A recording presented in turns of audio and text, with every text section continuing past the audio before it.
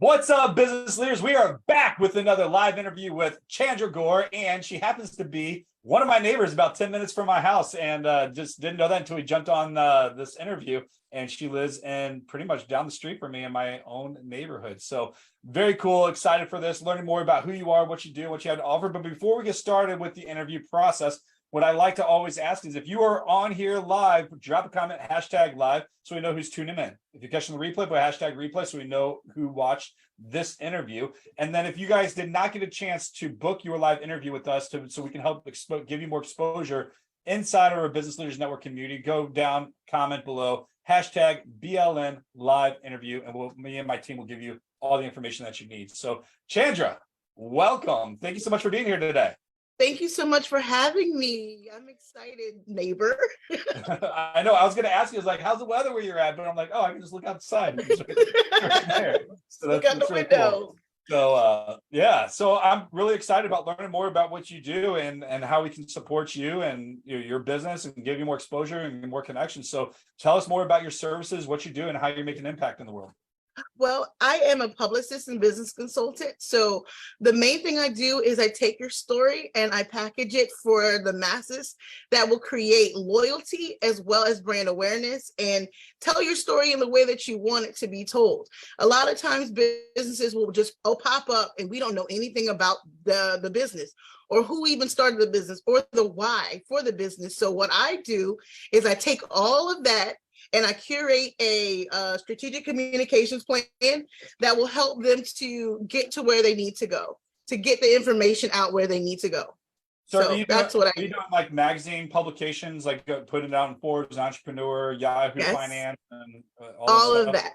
Are you doing like bookings of podcasts and things like that too for your clients? Or yes, I do. But the biggest thing is I will say this for anyone that's working. So when I'm looking at podcasts and things like that for interviews, I always look at it how it aligns with their businesses. So, you could get, there's so many podcasts out here, but you have to hone into what applies to your business and your brand. Well, yeah, that goes with everything. We got to know who our target audience is and make sure we're speaking to the right audience too. So that way we're not just wasting our time and energy, but even for the algorithm. So we got to make sure we're doing that.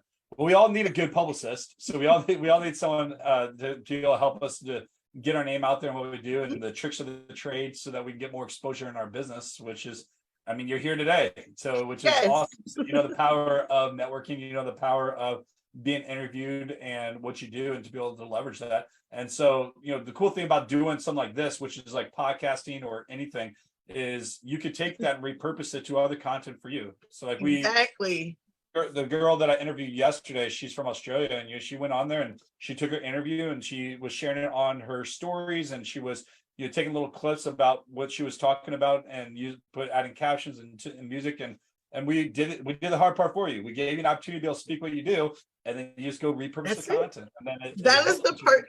You summed it up on what I tell people all the time. Everything is content. So there's the biggest thing, because people want to hear how you talk. People want to see your inflections, your smile, they want to know there's a real person, because that's who they connect with. So that is the biggest thing. So she's smart. She's really good. That was a really good move for her. Well, it's so funny. You said people want to see your smile and see that you're of who you are and stuff like that, but they also want to see that you're a human being now, because with all the AI stuff, it's like, it's getting kind of crazy. Like, okay, is this a real person or is this or whatever? And I had someone that sent me a DM the other day on Facebook, and we're kind of going back and forth, and he kind of thought I was a bot. I was like, no, this is me. So I went on there and I did voice messaging, like simple voice message and video and stuff like that, showing them that it was me. I was like, dude, I'm not a bot. But just trying to build connections, because people are so they're so immune to it now, where it's like, hey, you know what, is this real, is this not real, is someone really being genuine, wanting to help, or is it just another bot or something out there to just try to filter through leads? I've had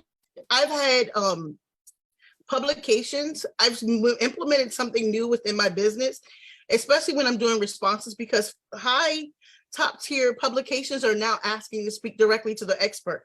So normally I would take the questions, go back to my client, get the questions, they answer them, then I send them in. So I've implemented using voice memos and also a video. So when I'm sending it back, because people have been submitting AI generated answers Mm. for top tier publications like Wall Street Journal, Forbes, all like, and I don't know what to say. Like, it's like your credibility is shot once you do that. So, well, I will say I use ChatGPT and I use AI for a lot of stuff, but I also am really good at changing, put my voice into it. I use it as more of like a starter. Like, okay, right. help me brainstorm and do this. But I will say, it did pretty good at writing my bio, but I also wrote a long description, like, okay, this is who I am. Here's all my credentials. I mean, I wrote like a full page just on my different things. And what it did was it took it and it reformatted it into a good written thing. I was like, wow, this actually wrote it better than I could. All right, we're doing live.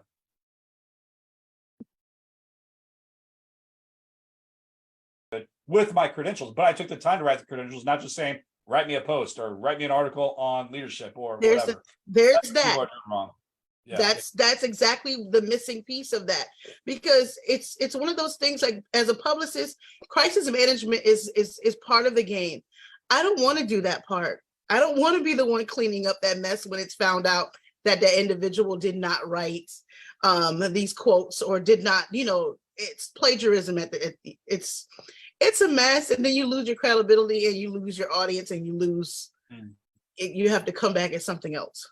Man, that is a whole nother topic right there that we could dive into and talk about credibility and AI and all that different stuff. Because, yes. I never really thought about it from that standpoint, but yeah, and people misusing quotes from using AI. That's kind of crazy. I think they just look for speed. It's like, okay, let me just go type it and do it, which I'm all about speed. I use AI every day, all day, but I use it in the right context and make sure that it's useful. So tell us one of your best client success stories. Like, where were they at when they started with you, and then what did you help them get?